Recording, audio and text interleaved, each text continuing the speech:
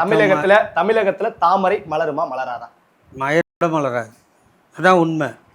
இப்போ தமிழிசைக்கா வந்தாங்க, அவங்க மிஸ்டு காலில் உறுப்பினர் சேர்த்தாங்க. எல் முருகன் வந்தார், ஒரு அமௌண்ட்டு அட்டையில் ஒரு வேல் எடுத்துன்னு சுற்றினார்.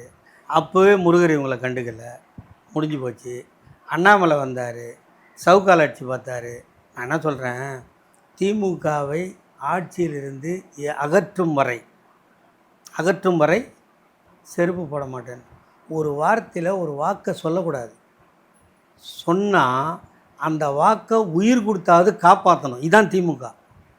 இன்ன வரைக்கும் நீங்கள் கேட்டீங்க என்ன, இல்லை ஜெயிலில் தூக்கி போட்டால் கூட அந்த கட்சியை விட்டு போக மாட்டேன்னு சொல்லி, அது வாக்கு, அதை காப்பாற்றணும்.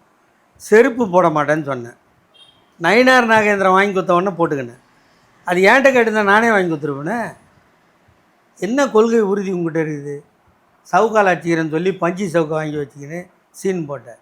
அதுக்கப்புறம் என்ன சொன்னேன், அண்ணாமலை எங்கும் ஓடி ஒளிய மாட்டான், இங்கே தான் இருப்பான்.